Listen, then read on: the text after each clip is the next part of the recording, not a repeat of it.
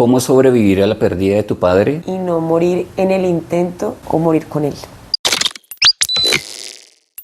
Hola gente, bienvenidas y bienvenidos a este espacio, segundo momento para hablar de pérdidas. Hoy tenemos una invitada especial, una persona que quiero y adoro mucho, a la cual también admiro. Madre, hija, actriz, directora, improvisadora, emprendedora, escritora. Bienvenida, Moni. Cuéntanos cómo te llamas, qué haces de Labia Biscuit. Bueno, entonces mi nombre es Mónica, madre. Soy Mónica, mi oficio es ser actriz, improvisadora y como muchas cosas que hay alrededor de eso que con el tiempo, pues digamos que mi oficio principal era ser actriz. Sí. Y la vida me ha llevado, como a todo el mundo que le lleva como a explorar diferentes cosas, pues soy muchas cosas más que eso. Claro Entre que esas sí. pues ya empecé como a escalar en otros ámbitos y me dedico sí, a la dirección, a la docencia, bueno, un montón de cosas. Y soy mamá también, Sí. amiga, hija, muchos roles cumplo como Sí, persona. esposa. Esposa. Esposa. Esposa.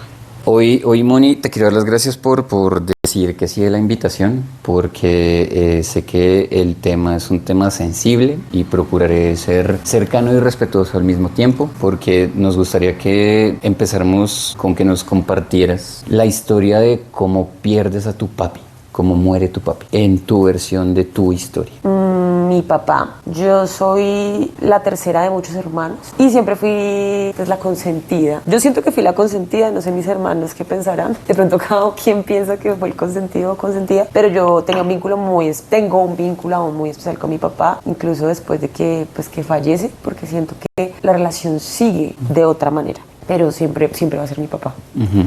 Nada ni nadie lo va a cambiar. Mi papá muere hace año y 8 meses, año y 9 meses.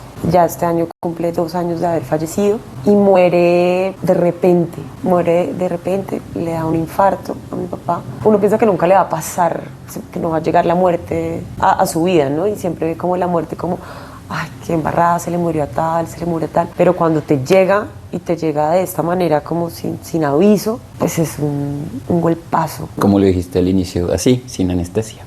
Sin anestesia. O sea, es como, sí, yo había hablado con mi papá el día anterior, yo hablaba con mi papá todos los días, teníamos una relación supremamente fuerte, él no vivía acá en Bogotá, nos hablábamos por videollamada, gracias a Dios existía la videollamada, entonces existe, entonces nos podíamos ver mucho, teníamos una relación muy fuerte, cuando yo podía viajaba allá a donde él vivía y él murió un domingo, ya los domingos no son iguales, ya los domingos tienen otro tono para mí, así no sepa que es domingo, ¿no? O sea, Claro. como que llega el domingo y de pronto yo no sé qué es domingo, pero la energía del domingo es distinta. Sí. Y yo digo, ¿qué día soy? Domingo. Muere un domingo de votaciones. Muere un domingo de votaciones, también entonces no se va a olvidar. Sí, sí. Como momento histórico, primera vuelta. Y él sale muy feliz en su bicicleta a votar. Estaba muy feliz, particularmente ese día estaba muy feliz. Tal vez él ya, no se sabía, pero de pronto cuando uno va a morir, algo pasa dentro de uno, ¿no? No sé, porque él ese día estaba particularmente feliz, se despidió de mi mamá como nunca se había despedido en la vida, le dijo que la amaba, salió un día soleado, precioso a votar, votó, se encontró con una gente en el pueblo a tomar café y estaba muy feliz. Y cuando regresaba de votar, le da un infarto en la bicicleta, montando en la bicicleta y muere. Y ahí muere. Y muere. En ese caso, pero es decir, sé que es parte en este momento, pues nos cuentas la historia desde lo que ya después se elabora y a ti cómo te dan la noticia, es ya cuando te llaman y te dicen su papá murió y murió de infarto, ¿en ese momento te enteras que la causa de la muerte de tu papi?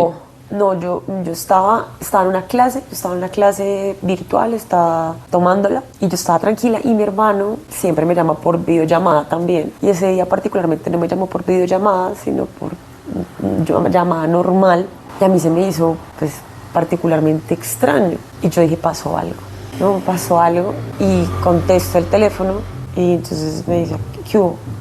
Y me dice pasó algo muy terrible, mi papá se murió. ¿Estás seguro? ¿Pero estás seguro? Y me dijo, sí, estoy seguro, mi papá se murió. Y estábamos, entré en shock, no, pues que uno no lo puede creer. ¿no? Es como tu papá, pues, como así, si mi papá estaba ayer. Entonces en ese momento yo pensé que como así, sí, estaba en la carretera, o sea, como un montón de información ahí, pregunté por mi mamá, si mi mamá sabía, sí sabe, como así, mi mamá fue la que supo, lo llamó el policía, entonces yo pensaba que era como un accidente de tránsito, pensé que lo habían atropellado en la moto, al principio también pregunté, en la bicicleta, al principio también pensé que estaba en la camioneta y que estaba con mi mamá y que se habían estrellado, o sea, pensé Muchísimos escenarios. muchas cosas en muy poco tiempo. Entonces hasta que él me dice que fue en la bicicleta y yo le dije como no, espere un momento que siento que me va a desmayar, espere, me sentí, me ofrezca, hágale. No, estábamos los dos en un shock así muy fuerte y él me dice que le diga a mis hermanos, me dice como, me da la tarea y me dice, avísele a mis hermanos. Y yo, ok, yo tengo una hija, gracias a Dios, es que no sé, y ese día le dije a Felipe como, él tenía que ir a donde la mamá, y yo le dije, llévate a Anto, porfa. Y él me dijo, ay no, pero es que vuelvo, y yo le dije, porfa, llévatela que yo voy a estar tomando clases, llévatela y la sacas a dar una vuelta y ya. Por razones de la vida le insistí, le dije que se la llevara y se la llevó. Entonces, claro, yo estaba sin Anto acá y también nuevamente me entra el sentimiento de mamá de cómo se lo digo, cómo le va a decir a mi hija que su abuelito amado y el hombre que, mejor dicho, después del papá, el que más la amaba, pues ya no está. Entonces empiezan a pasar muchas cosas. Bueno, llamo a uno de mis hermanos a contarles y les pasé la noticia tal cual como me la pasa mi hermano a mí, porque siento que es que no hay manera de bonita de decirlo, ni manera de tapar, ni adornar algo como se murió. Fui pasando como esa información también uno a uno y qué dolor tan hijo de pucha. Porque tampoco esperas ser tú la portadora de malas noticias, ¿no? Como darle esa noticia a personas que amas, de la persona también que o sea, es una tragedia familiar y la muerte de mi papá en la familia y en mi vida es un antes y un después. Mi papá muere un 29 de mayo, entonces no sé si dije bien la fecha, la del año y no sé cuántos meses. Muere un 29 de mayo, un domingo 29 de mayo, alrededor del mediodía, o pues al mediodía me entero, 11, 12 el día, y desde ese día la vida no es igual, nunca va a ser igual. Escuchándote te quisiera preguntar si con Anto, con tu hija, antes de esa situación habían hablado de la muerte.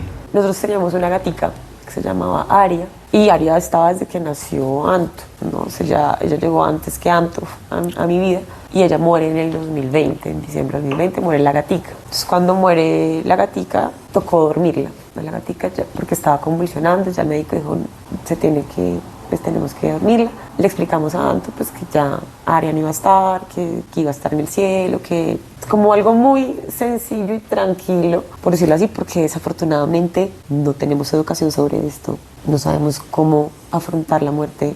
Y como que evitamos a todo costo tocar el tema. No, o sea, de eso no se habla, de la muerte no se habla. Y con los niños, pues es que menos. Este tema con los niños es como que tú no quieres que les pase nada ni les toque nada, pero pues indudablemente va a pasar. Es necesario hablar de la muerte, es necesario empezar a tener herramientas para tener un duelo un poco más llevadero, porque les tengo una noticia, esto no va a dejar de doler, esto va a seguir doliendo. Y ustedes me pueden ver ahorita en este momento tranquila, entre comillas, pero tengo días de mierda, tengo noches de mierda, o no sé, puede que ahorita llore, o sea, duele mucho, pero lo que sí es opcional es el sufrimiento, ¿no? Como el dolor sí es inevitable, pero el sufrimiento sí es opcional, entonces ahí es como quieres llevar tu duelo. Entonces, bueno, Anto, ese era el acercamiento de la muerte. ¿Qué entendió ella ahí? Que creo que fue como un punto, fue que Aria un momento estaba, al otro día no estaba y no volvió jamás. Entonces ella dijo, ok, la muerte es, no voy a volver a ver al animalito, a Aria. Se fue de verdad, definitivamente. Obviamente yo lloré, ella me vio también como en el duelo de Aria, le expliqué lo que te digo, como cuánto es cuando muere mi papá, es como... ¿Cómo? Porque ahí pues ya involucra su corazoncito. Digamos, cuando Aria muere, está muy chiquita, tenía como 2 añitos, 3 añitos. Cuando murió mi papá, iba a cumplir 5, tenía 4, casi cumplir 5. Y pues lo que te digo, ellos eran partners, o sea, compañeros de juego. Entonces yo dije como, yo necesito, antes de contarle a Anto, llenarme un poco de fuerza para poder decirle, así que no le vamos a contar hasta que yo esté lista. Pero también era consciente que no podía dejar pasar mucho tiempo porque iba a preguntar por su abuelo, porque ya hablaba todos los días con su abuelo. Entonces en algún momento iba a decir, bueno, ¿y por qué no hablo con él? Algo que pasó muy curioso es que no me preguntó durante ese tiempo que no le contamos, que pasó una semana, no pasó más. Tampoco fue como que le vamos a ocultar esto por toda la vida, no. Pero durante ese tiempo no preguntó por mi papá, me pareció muy curioso, porque ella preguntaba por mi papá y era como, llamemos a mi abuelo, llamemos a mi abuelito, a mi agui, y no preguntó por él.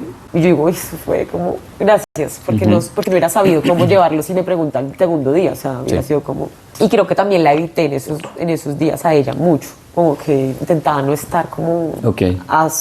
Sí, o sea, como que esos primeros días se quedó de mi cuñada, pues por el tema de funeral, de entierro, de todo esto. Y luego yo tenía un viaje justo después del entierro de mi papá, el otro día que cumplía yo años, que casó todo como gran regalo de cumpleaños. Tenía un viaje y me tomé mi tiempo para estar más fuerte para ella.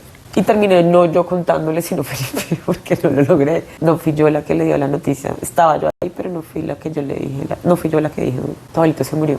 No se lo dijo, fue Felipe. ¿Cómo experimentas tú estos días entre las exequias y el funeral de tu papi? ¿A qué voy con la pregunta? Es cuando hablaba con Karen me hacía ver algo muy chévere, y es que cuando ella llama y empiezan a llamar a estos servicios exequiales, te venden unos paquetes. Y entonces estaba esto de como el dolor está representado en el valor que tú le das a la persona que pierdes. Entonces la gran pregunta es, ¿qué se merece mi papá en tu caso?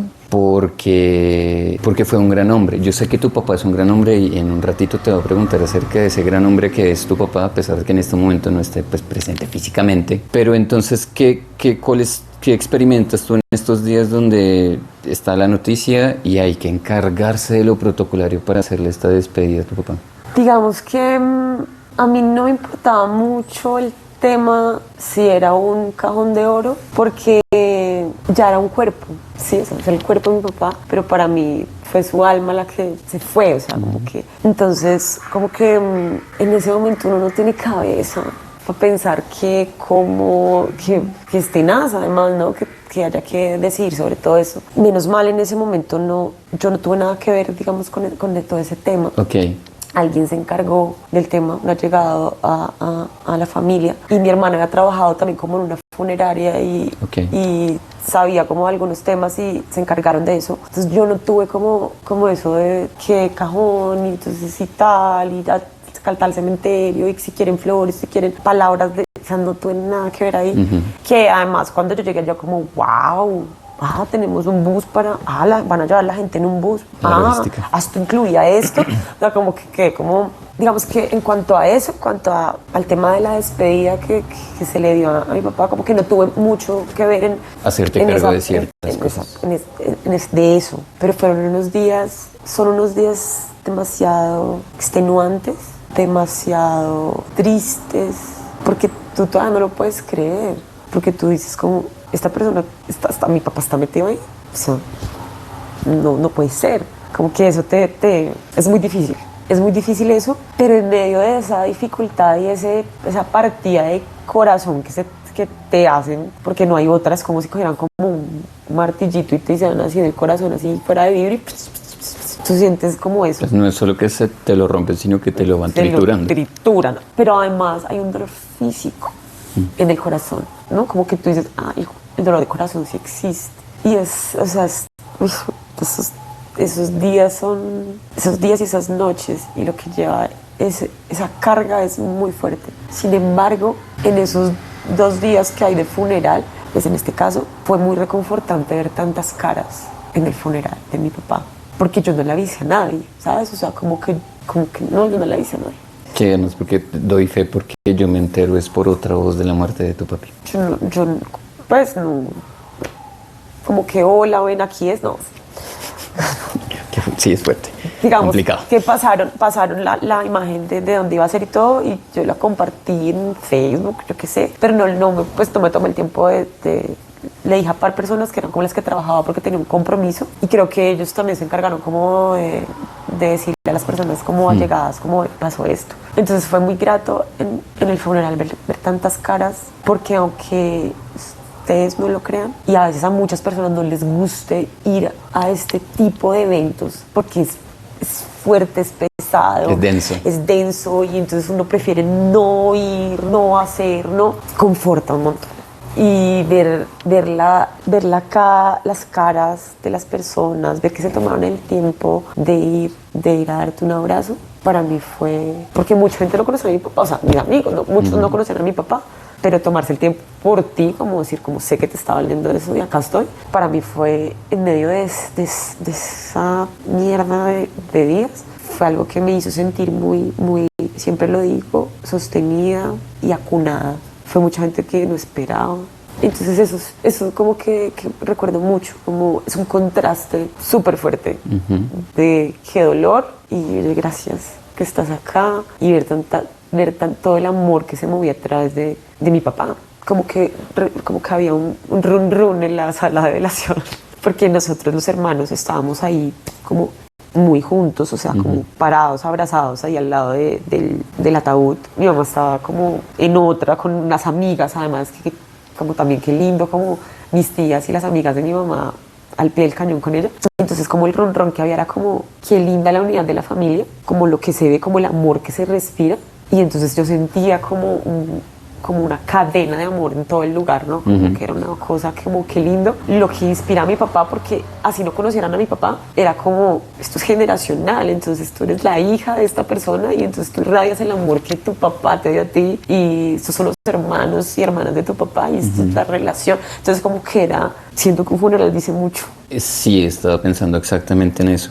Dice un montón. ¿De qué hiciste? Creo que también es un día de que, a pesar de que materialmente no estás presente, es un día donde recibes lo que has sembrado en los demás. Cuando te escuchaba me parece muy bonito y muy poderoso, porque sé que no todas las familias son iguales, no hay familia perfecta, pero me parece una historia muy bonita porque no está esa sensación de la división. Es un día muy bonito porque, a pesar de lo fuerte que es el entierro y la velación y la cosa, hay mucha gente que llena el espacio por gratitud a una persona y me parece muy bonito, y creo que para mí es importante resaltarlo porque Karen también lo decía, y es: por favor, estén así para usted sea una situación incómoda, porque en ese momento usted no sabe el poder que tiene su presencia, el solamente estar. No tiene que decir una palabra, no tiene esto de mi sentido pésame, que es una repetición de un acto simbólico que a veces no tiene sentido, lo decimos por hacerlo, pero el estar cambia todo. Para quien lleva el dolo es muy importante.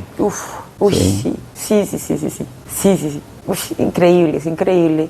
Cuando yo hablé en el funeral de mi papá, y mientras yo hablaba, yo miraba a la gente, o sea, como que yo miraba y yo decía, marica, o sea, esto es muy, o sea, qué triste también que se reúna la gente cuando pues ya se mueren, ¿no? Pero que no debería ser así, deberíamos reunirnos más a menudo. Pero fue muy poderoso ver tanto amor entre lágrimas, fue muy lindo. Y tengo muy grabadas muchas caras de amigas, de amigos. Y además que siento que estos actos, estas ceremonias y demás, además de despertar un tipo de empatía por la otra persona, recuerdas cosas tuyas. Entonces también empiezan a doler de cosas tuyas, ¿no? Entonces, digamos, yo veía de pronto a personas que también habían perdido a sus papás.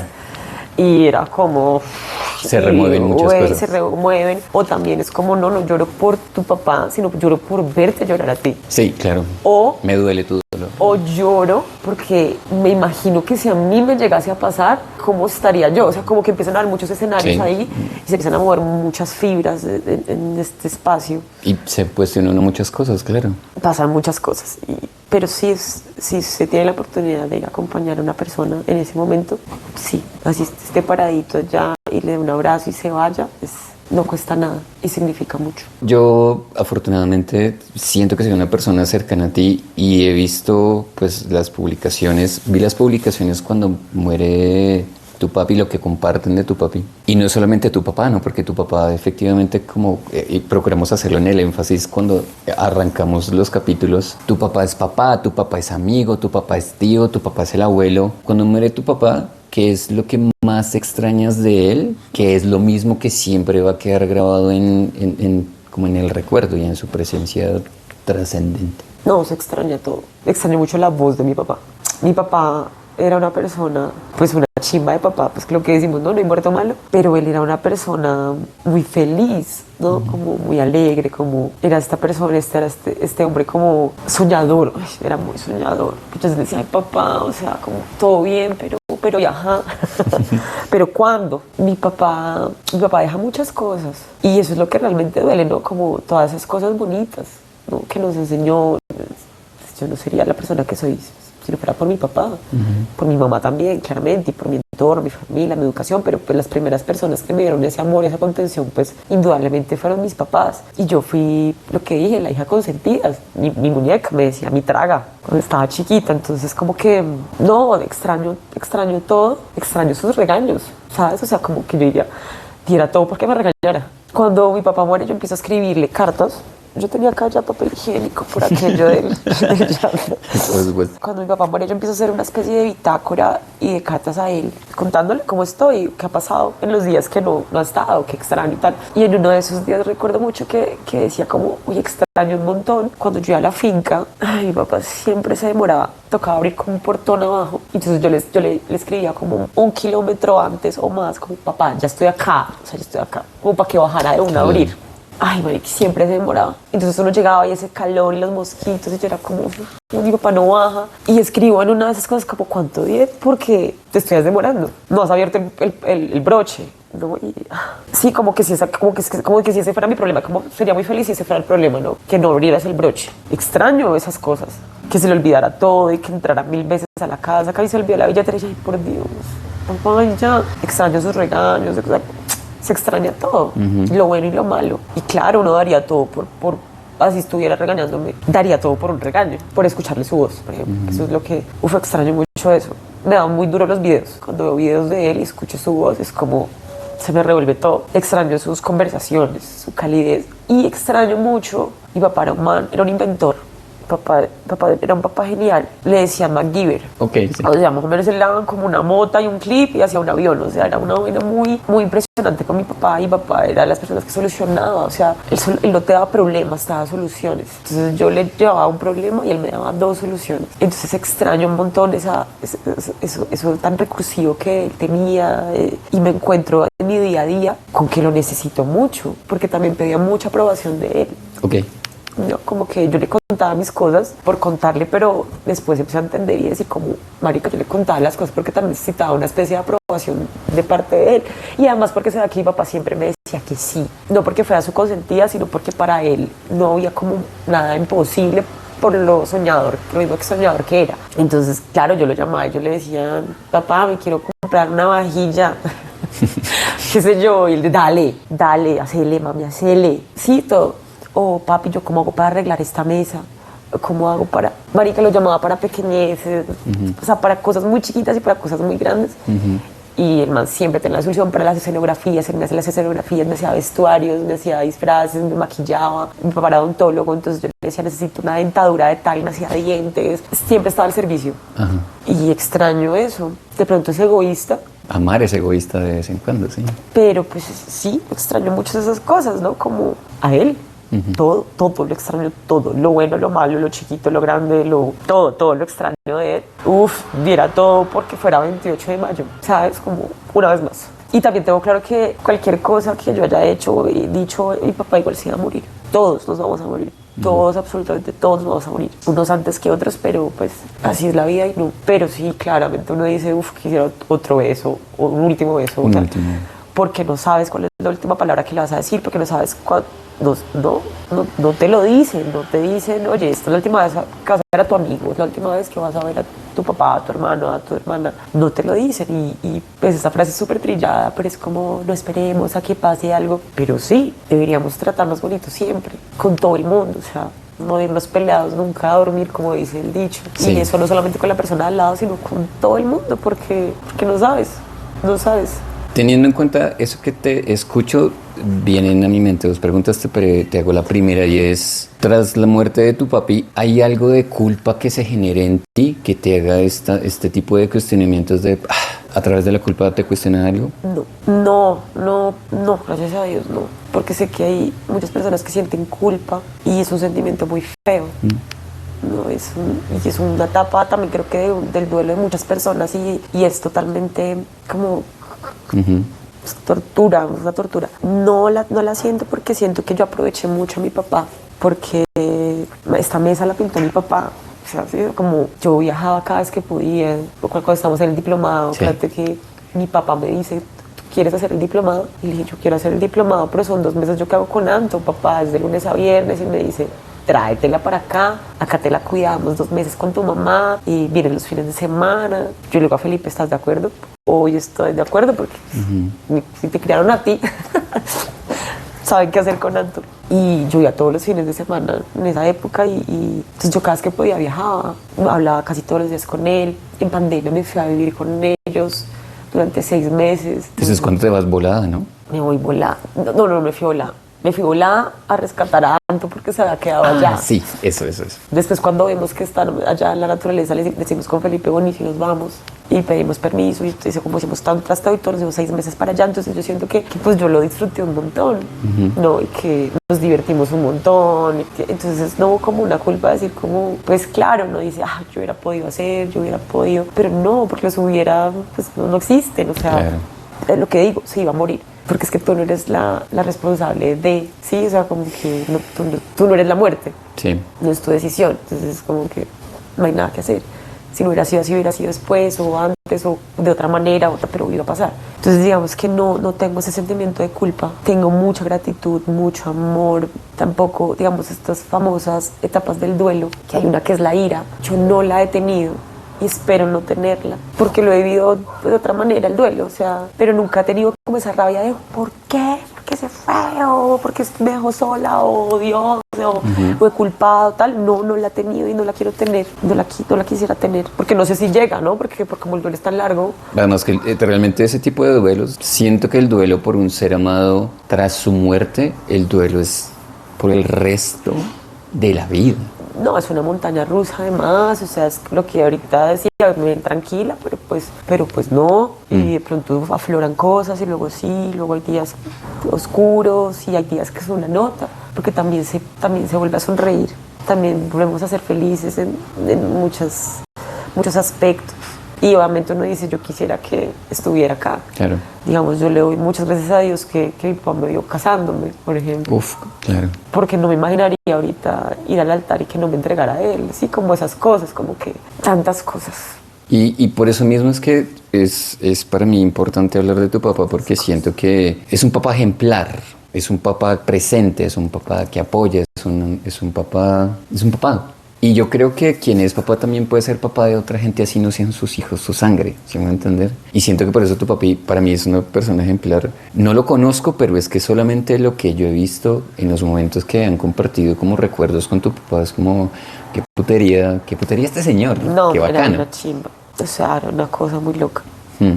O sea, no se quedaba quieto. O sea, parecía un niño. Además que era joven, tenía 65 años cuando muere. Pero su cabeza iba a millón. O sea, ¿qué invento? ¿Qué hago? ¿Cómo me muevo? ¿Qué digo? No, o sea, era una gran pérdida. Hay cosas, por ejemplo, que uno cuando está en familia o entre amigos, uno como que levanta la cabeza con orgullo y dice, yo me parezco a mi papá por esto y me alegra mucho parecerme a mi papá por esto. ¿En qué conectas de esto de parecerte a tu papi, que te enorgullece mucho o que te hace muy feliz? Yo me parezco un montón a mi papá, empezando por el físico, esa naricita es de mi papá. Claro que la tenía un poquito más grande y yo creo que yo también voy a empezar a expandir. Para no olvidar el legado de la nariz Gutiérrez de Piñeres. Nos parecíamos mucho. Tengo muchas cosas de mi papá. Lo terca, lo perseverante, lo soñadora, lo buena charladora. Soy buena anfitriona. También saqué defectos de mi papá. Que también se puede uno sacar el pecho, claro. Soy desordenada. Pareciera ordenada y soy ordenada cuando quiero ser ordenada, pero también soy desordenada. Papá era desordenado. La terquedad, que a veces es buena, pero Depende. bien terquito el señor, Claudejicho. Llegó Pipe, ven. Llegó Pipe. Llegó el otro hombre de la vida, otro gran papá, damas y caballeros. Buenas. Don Pipe. Les presento Pipe. Felipe es más conocido que yo porque él es, ¿cómo se llama? Corazón de Bici todavía existe. Corazón de Bici, un hombre que yo también personalmente admiro mucho porque creo que yo soy de las personas que considero, además lo he corroborado, que realmente las chicas buscan en su pareja a su papá. Hay muchas cosas en la manera en cómo tú recibes amor que estás buscando y definitivamente en esto que es tu relación más duradera, esta empresa muy bonita que ustedes tienen y con un legado muy bonito que es Santo. Yo te he visto a ti, yo cuando escucho quién era tu papá, yo digo, pues así es Felipe, ¿sí? Se parecen mucho. Y siento que lo bueno de que un papá esté, apoye y como haga cosas es que te hace entender en ti, no te conozco, pero te sospecho, Pipe, que uno sí escoja bien pareja. Yo sé que no hay relación perfecta, yo sé que pues, hay días de días como todo, pero creo que este sí es el eco de que afortunadamente al haber tenido un gran papá que te muestra lo valiosa que eres y que te apoya y que está y que es compinche en tus locuras, yo te he visto haciendo cosas así, yo te he visto apoyando, yo te he visto estando, yo te he visto encargándote. En el primer capítulo del podcast de Matices de un Duelo, que ahorita vamos a hablar de eso, mencionas mucho a Felipe y es eso exactamente, es tener ese coequipero, es tener ese alguien ahí que dice, pues yo me encargo. Se parecen mucho. Yo veo a Felipe con Anto y digo, marica, era mi papá y yo. Entonces digo como, uf, qué chimba eso. Yo veo a Antonia y digo como, ay, pues pucha, yo era igual con mi papá.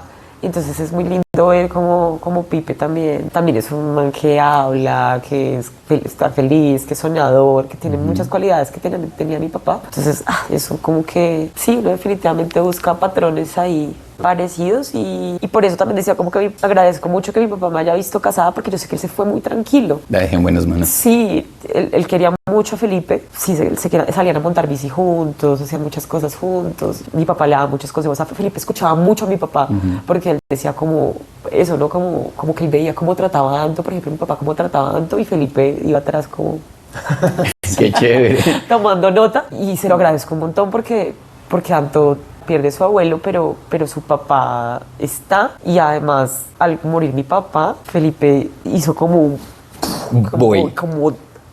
tengo que dar un poco más ya porque no puede dar una falencia, entonces se vuelve esta figura mucho más grande también para Anto. Se va tu superhéroe ahí que cambiar el libro. Felipe se va a ir a trabajar, ¿no? De hecho ya se va. De hecho, despídete, Felipe. Adiós. Gracias. Ese piquito. Yo también siento que con esto es muy diferente querer tener hijos a querer ser papá. Yo tengo una idea, una teoría muy personal y es, yo creo que a veces los humanos nos equivocamos en no discernir entre querer tener hijos. A veces es como cuando la gente quiere tener mascotas y es que suplen mucho un vacío que tienen y creen y lamentablemente encaminan sus expectativas con sus hijos a que ellos serán los que llenen su vacío. Pasa tanto en los hombres como en los hombres con sus hijas y en las mujeres con sus hijos. Yo creo que yo amo mucho a mi viejo porque mi viejo es un viejo que no se ha intentado vender como el man perfecto. Yo amo a mi papá porque es un man que la caga. Mi papá también la cagó mucho.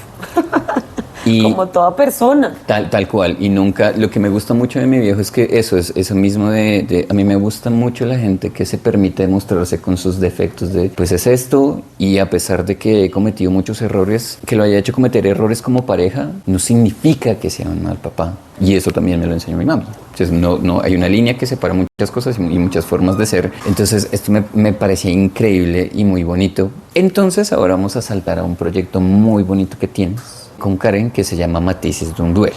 ¿Cómo nace? O sea, ¿cuál es el camino que hay que recorrer a través del dolor para que aparezca o se genere Matices de un Duelo? Mi papá muere y muere un alumno mío, como 10 días antes de que mi papá muere. Mi alumno muere también de un momento para otro y tengo un primer acercamiento ahí con la muerte, como en esa época, como ta. Producto de tu nueva forma de vivir la muerte, ¿sientes que tiene un efecto al momento de experimentar el fallecimiento de tu estudiante? Es que pasaron 8 días. O sea, se muere mi alumno y muere mi papá a los 8 o 10 días. Okay. Entonces él muere, a mí me da muy duro, ¿no? Pues porque es un alumno que todas las semanas lo veía y que pues finalmente tú haces... ya habían conectado. Ya hay vínculos, ¿no? Como más que una persona demasiado linda, feliz, hermosa. Y uno dice, ¿por qué? Él muere y a mí no me gustan los funerales, no me gusta todavía, pero hay que ir.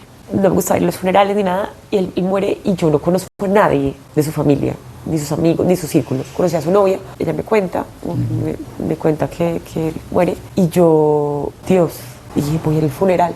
No me preguntes por qué. Voy al funeral. Yo decía, pues no conozco a nadie. No conozco a su mamá, no, nada. Y para mí, el que está muerto, muerto está. O sea, ya el cuerpo queda ahí. Es como, ¿para qué? ¿Sí me hago entender? Para mí, ¿no? Porque hay personas que piensan y sienten distinto. Sin embargo, voy y me encuentro con lo que es un funeral.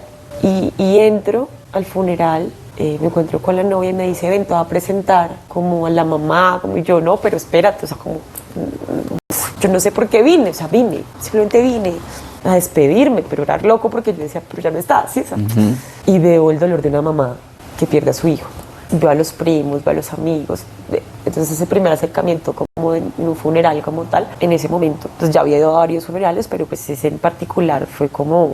Más sentido.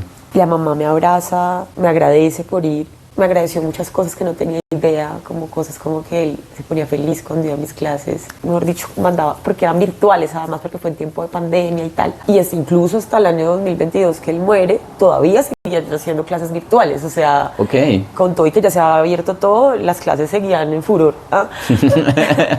Y él decía como que esa es mi hora, y esa es mi hora, o sea, no me moleste mamá, no, nada, y se encerraba y era muy feliz en las clases de impro y decía que ese era uno de sus momentos más felices. Entonces me encuentro con eso y no solamente la mamá, las tías, como que empiezo a ver unas cosas muy bonitas alrededor del vínculo que teníamos él y yo. Y que quizás no lo notaste que estuviera tan armado y tan bonito. Y entonces agradecí haber ido y entonces veo eso, veo el dolor, veo tal y empiezo a tener un duelo en esos días, ¿no? Estar muy triste por la muerte de él y empiezo a meditar mucho, empiezo como a verlo de una, o sea, no sé, como que a mí una amiga me dijo, la muerte de tu alumno tal vez te estaba preparando un poco para la de tu papá. Pasaron 8 o 10 días, no pasó nada, todo fue como, pues en serio. Entonces cuando llega ahí ya la muerte de mi papá, pues, no es que fuera una dura, ¿no? En duelo, ay, la sé, Hola. No, hola, soy coach de duelo, no está preparado para eso. Pero me propuse a sentir, no hacerle el quita al duelo, como venga. Yo dije como venga, esa fue mi frase, como venga. Y lo primero que hice fue escribir, puse día 1 sin ti y escribí. Y lo compartí, lo recuerdo mucho. Compartí como 10, 12 días, no sé, y la gente me escribía. Esas fueron las historias con más visualizaciones de la historia, porque a la gente le gustan esas cosas. Porque conectamos desde el dolor. Sí, y también hay como, ¿qué le pasó? ¿Cómo está? Y hay amarillismo también dentro de, o sea, hay como un montón de cosas. De saber cómo, yo no lo hacía por eso, simplemente como que lo compartía y mucha gente empezó a decirme muchas cosas. No conocí a tu papá, pero en lo que escribes, doy fe. Siento que lo conozco. Doy fe. Por favor, no dejes de escribir. Moni escribe un libro. O sea, empezaron a salir como un montón de cosas. Me siento identificada. No se ha muerto mi papá, pero el solo hecho de leer esto hace una gran diferencia. Entonces, sí, me pedían mucho, por favor, no dejes de escribir, por favor, no dejes de escribir.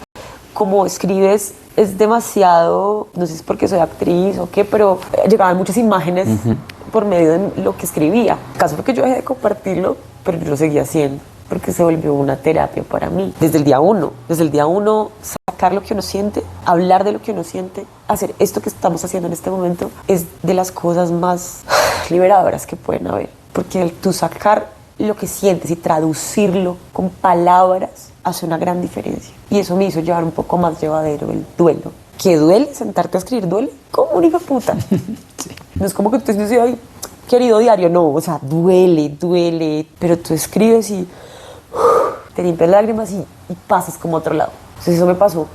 Empecé a escribir. Tengo 200 y pico de páginas escritas para mi papá. Lo dejé de hacer porque empecé a sentir que si no lo escribía pasaba algo, o que empecé a sentir como una preocupación, digamos, si llegaba tarde y no había escrito nada. Y dije, esto no se me puede convertir en una obligación. No me puedo hacer esto. Entonces creo que también fui sabia en el momento de decir orgánicamente, como hasta aquí estuvo bueno. Y cuando le quiero escribir, le escribo, y cuando quiero hablar, le hablo y con tal. Pero sí, fueron como 200 páginas escritas. Creo que fueron los 2 primeros meses que escribí, todos los días.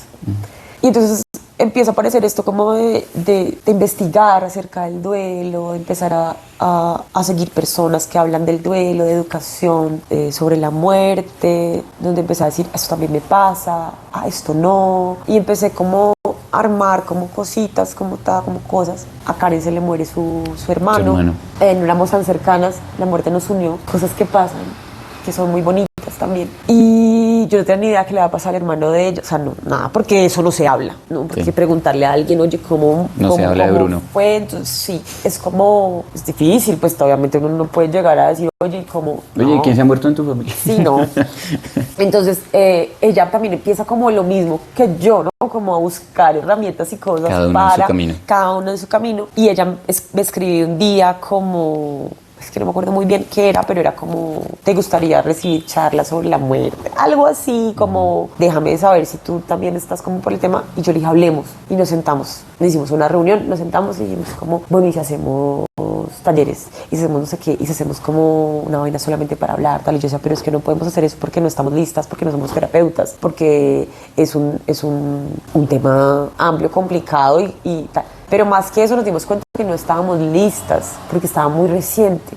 El hermano de Karen creo que muere en enero y mi papá en mayo. Sí. Y ponle que entonces fue como a los 6 meses de la muerte de él y a los 4, no sé. Ha pasado muy poco tiempo de la muerte de mi papá y del hermano de él. Entonces no estábamos listas aún teníamos que seguir sanando, seguir creciendo, seguir encontrándonos, seguir. Entonces no pasó nada con eso. Y seguimos cada una en su búsqueda. Pero sabíamos que había algo ahí que teníamos que hacer juntas. Estaban resonando, sí. Y un día le escribí, le dije, bueno, empezamos a trabajar juntas en improvisación, empezamos a unirnos más como en ese tema y pues obviamente cuando hablábamos como que ya empezábamos como a mí también, sí. Y un día le dije como, le escribo, le mando un mensaje de voz y le digo como, oye, bebé, ¿y si hacemos un podcast sobre el duelo? De una. Y así nace Matices de un duelo, nace como un proyecto sin mayor expectativa, más que resonar con las personas, más que hablar desde nuestra experiencia, lo que nos ha funcionado, porque esto no es una fórmula mágica. Claro.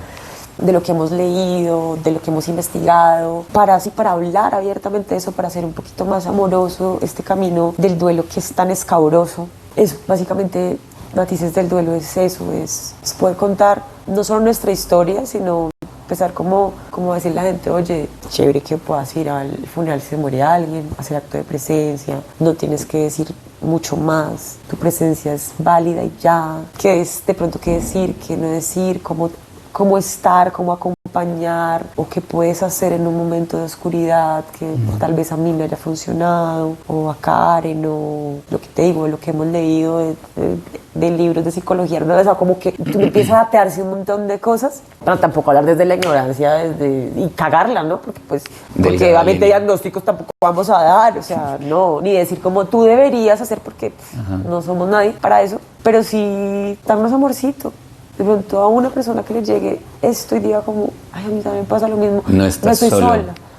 Eso me pasó mucho, ¿no? Como con la muerte de mi papá, como alzar la cabeza, porque uno en un momento se mete en su dolor y es como solo a mí me pasa y solo yo, y es como un yo, y uno entra como una especie de se malinterprete como en un estado de víctima, de que solo a mí, pero cuando uno alza la mirada, tantas personas que viven muchos duelos, no solo de muerte, de pérdidas en general, trabajos, parejas, mascotas, proyectos, la adultez, gente que migra a otro país, que no se habla de eso, y el dolor, el duelo que hay, o sea, hay tantos duelos y cada quien viviendo como con su duelo acá, entonces ya ahí también lo cogí un poco también más suave, como, bueno, Moni, a ti te pasó esto, pero pues al de al lado también. Felipe también tiene un duelo, se le murió el suegro, tu hija se le murió el abuelo, y a tu mamá el esposo. No, eso es como... Y a tus hermanos también se les murió el papá. Sí, y el amigo, y el hermano, y tal. Y tú empiezas a ver que a la señora le matan el hijo, y se murió de cáncer no sé quiéncito. Y empiezas a ver que es tan común la muerte, pero no se habla. Entonces es como, ¿y por qué no nos ayudamos? ¿Y por qué no hablamos entre todos de esto? ¿Por qué no lo hacemos más amable? ¿Por qué no hacemos que este tema tan tabú empiece a resonar un poco más y tengamos como las herramientas para no irnos a la miércoles? Porque es que la muerte nos puede llevar a un túnel demasiado oscuro. Sí. Y si no tenemos herramientas para salir de ahí, ¿cómo? Y si tenemos una herramienta, te puedo dar una que te haga respirar un día. Esto con lo del podcast ha sido muy lindo, hemos tenido un capítulo apenas que tú fuiste. Pero yo creo que para cuando salga este ya hay más contenido, lo sé. Sí. Visiten. Aquí van a estar las redes sociales, así que apoyen, dele amorcito. Me han escrito cosas muy lindas, a mí y a Karen. Yo yo le decía a Karen, ayer le dije como con que a una persona le haya llegado, para mí esto es ganancia. Súper. Esto para mí es hermoso. Que me hayan escrito, una persona me escribió algo muy lindo y me dijo como gracias, y me dice una frase como pensé que había algo mal en mí. Uf, qué sanador. Y escucharte me sana eso, ¿sabes? Y es como, no está mal en ti nada, porque es que es un duelo, porque es que no pretendamos que el duelo es en 2 semanas que se pasa, en 6 meses, 8 meses, 2 años, 5 años. Y no hay caducidad. No hay o sea, un recetario, fecha, no hay una única forma de vivirlo. Y si lo lloras 8 meses, lo lloras, pues si se llora una tusa 2 años, yo 5 años. Si hay gente que llora tusas, que no se murió nadie, pero es un duelo, pues si se muere una persona de tu círculo, pues claro, ¿cómo pretendes estar bien? Porque además hay una presión social muy grande con que, bueno, ya pasó, ya marica, supéralo, a ver, hay ya. que trabajar, supéralo. Esta poca empatía. ¿Cómo se supera un duelo? Un duelo no se supera, No. un duelo se transita. Esto no es que uno supera como Mario Bros y supera mundos, Sí, no, esto se transita. Entonces, como que matices del duelo es eso. Ahí tenemos pues ya nuestra página, estamos en Instagram y ahí vamos a montar frases, vamos a tener también personas invitadas que sepan del tema, compartir información acerca de esto, de este tema tan que esquivamos tanto. Sí, muy lindo, muy maravilloso. Y digamos que hablando contigo, perdóname, es que hay tanta tela por cortar. Por supuesto, por lo mismo que nunca se ha tocado. No, es que siento que nos podemos quedar aquí hablando un montón de tiempo y siento que todas las preguntas que me hiciste pues se quedaron como como una parte, como en la epidermis. Sí, como que porque hay mucha tela por cortar, hay mucha información, no de mí, de la muerte, del tema de la muerte. La vida cambia. Así no queramos. Tiene otro tono.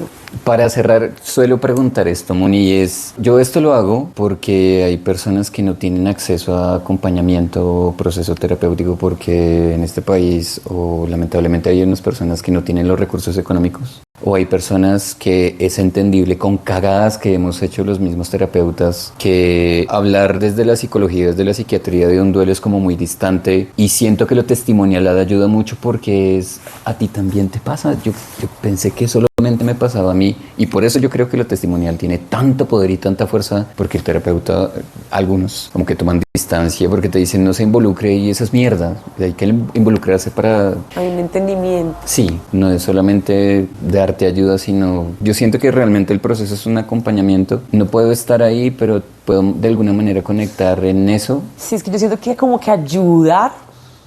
Digamos que ahorita hay una persona que llega a mi vida que acaba de perder a su mamá, yo no la conozco.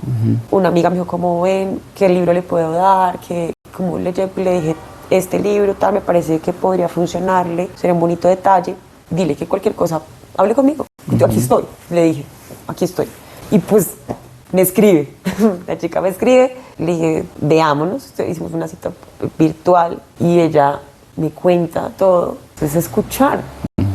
Es validar lo que está sintiendo la persona. Entonces le he hecho un acompañamiento y ella me dice, yo no le tengo confianza a nadie y no sé por qué te estoy contando, ni te conozco, pero me das la confianza, gracias, porque yo la dejo, y la dejo llorar y le digo, está todo bien, llora. A veces cuando la escucho así, le respira, por favor respira. En este momento respira y ella me manda sus noticas y al otro día me las manda más contenta. Las noches son muy difíciles. Entonces eso es acompañar. ¿Tú quieres hacer algo por alguien? No le digas, oye, deberías hacer, deberías salir, deberías, no sé qué, sé fuerte, ve y haces, ve y a él no le gustaría verte así, a ella no le gustaría que tú estuvieras llorando. Ahórrense esas palabras, por favor. La persona que está en duelo simplemente quiere desahogarse, quiere sentir, quiere llorar, que está triste.